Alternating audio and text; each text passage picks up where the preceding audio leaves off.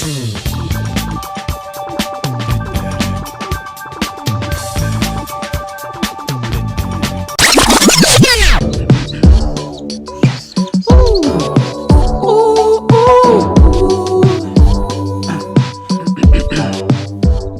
young adult genre as we know it today didn't exist in the same way back in the 60s. The Outsiders by S.E. Hinton often gets the credit for being the first young adult novel, but it wasn't published until 1967. What separates The Outsiders from previous books is that it was both written by a young adult and specifically marketed toward the young adult demographic. It lacked the rose-colored hue of nostalgia to which novels starring young adults often played host. The Outsiders engaged with darker themes and difficulties inherent to growing up, igniting a wave of problem and coming-of-age novels. However, in 1962, Marvel Comics created Spider-Man, a hero who differed from his contemporaries not because of his powers, but because he was a teenager. The story of Spider-Man is a coming-of-age story. This isn't really that surprising, considering that Stan Lee said the character was created in response to a growing demand from a teenage market. Up until that point, most teenage heroes were sidekicks, part of duos like Batman and Robin or Captain America and Bucky. Despite being created as an access point for younger audiences, sidekicks were, for obvious reasons, not usually the main focus of the titles in which they featured. The fact that Peter's heroic alter ego was named Spider-Man and not Spider-Boy was a feat in of itself. When I said I wanted him to be a teenager, that's the way he started, he said to me, "You don't understand, Stan. A teenager can only be a sidekick. He can't be the hero." Robin. Then when I said I want him to have a lot of personal problems and nothing ever goes right for him, he said, "Stan, don't you know what a hero is?" The creation of Spider-Man also meant that the creation of Peter Parker, a down-on-his-luck teenager with troubles in life and love, white-knuckling his way to adulthood with the last bit of advice his late Uncle Ben ever gave him. With great power comes great responsibility. It's a retroactive attribution, but an attribution all the same. It was Peter Parker's personal life that bled into the flashy heroics of Spider-Man's, and not the other way around.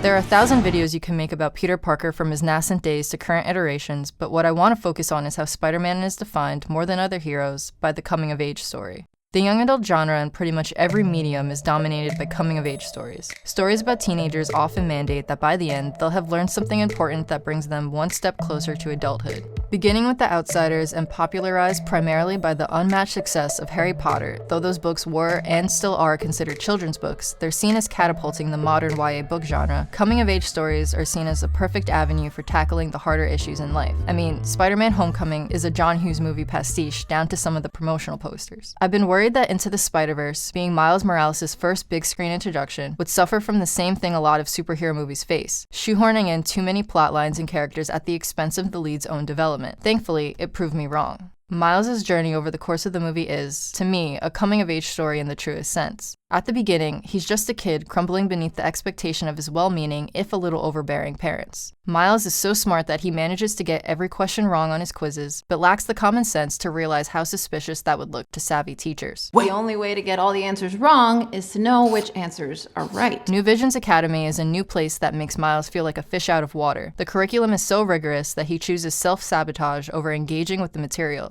To reach the expectations the world has set for him, Miles believes that the only option is to change himself, and he doesn't want to. The movie touches briefly on some of Miles' initial insecurities concerning his place at his new school. He took a placement test but ultimately got his spot through a lottery. Miles even tells his father that he believes his place is among the people, implying that those people are definitely not the student body of New Visions. The comic delves a bit deeper into this and the ramifications of the lottery in Miles' life, but his father gruffly condenses it all down into a sentence. You passed that entry test just like everybody else. I'm only here because I won that stupid lottery. No way. You passed the entry test just like everybody else, okay? At his core, Miles just wants to be someplace he belongs and feels comfortable. More than that, he wants to be able to make his own choices. Miles initially finds that comfort in his Uncle Aaron, creating graffiti art in untouched subway tunnels. The weekends he spends at home instead of his dorm reveal a much more confident Miles than the one sweating his way through the halls of New Visions. Uncle Aaron respects Miles' desire to make art and supports him in that endeavor. His neighborhood friends don't see him as some awkward kid to mock, but as a peer, maybe even a cool peer. Then Miles is bitten by a radioactive spider from a different dimension, watches Spider-Man die right in front of his eyes, and everything changes.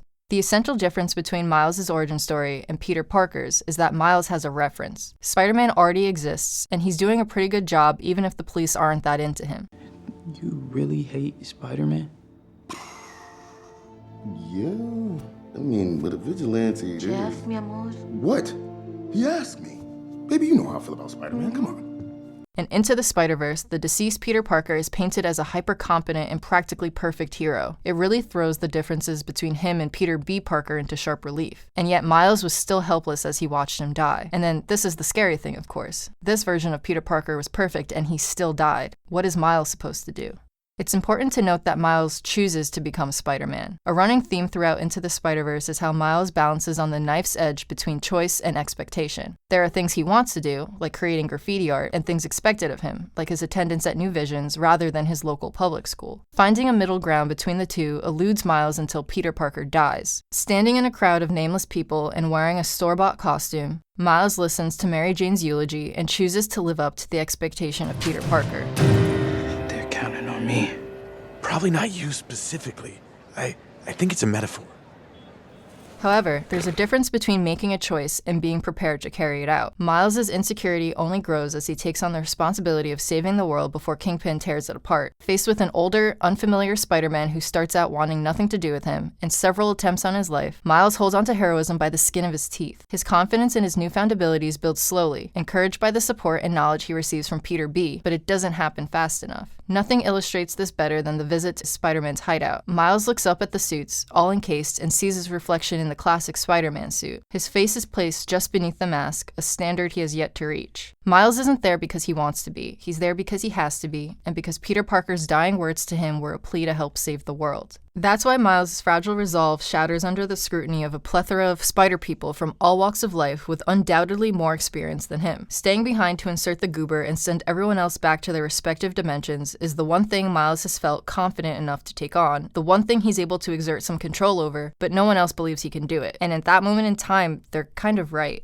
The barrage of attacks on Miles' competence renders him literally and figuratively invisible. He hasn't been able to control his powers consistently and loses faith that he ever would. It takes learning his Uncle Aaron masquerades as the Prowler to jumpstart Miles' desire to be a hero again, and despite this, Miles fails. He spends most of the fight running away, eyes wide open and scared. Uncle Aaron dies before he can fully realize this change of heart, and Miles leaves his uncle to be found in the street by his father. Miles hits his lowest point after Peter B. leaves him in his dorm room webbed to a desk chair. It's his father's speech, weighed down by the grief of losing Aaron, that renews Miles' faith in himself. Jefferson tells his son, I see this spark in you. It's amazing. It's why I push you, but it's yours.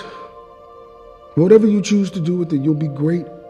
So Miles chooses to become a hero again because he believes he can do it, not because anyone else is telling him to or forcing him into it. And this time, it actually works.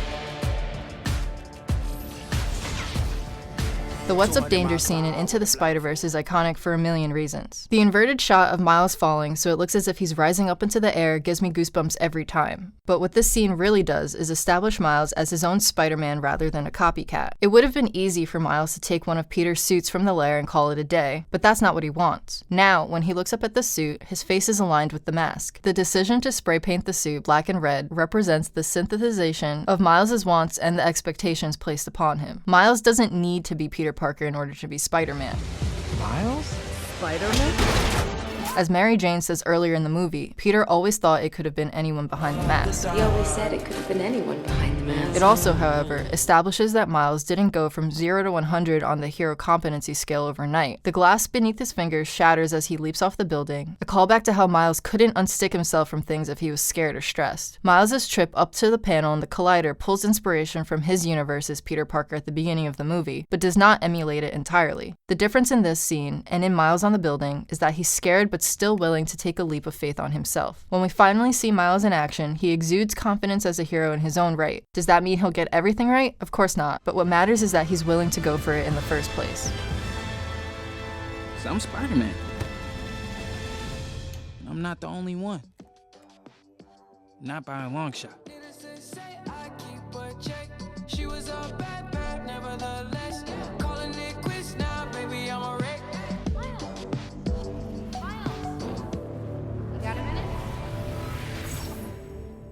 Hey guys, thank you for watching this video, and of course we would like to thank our Patreon supporters.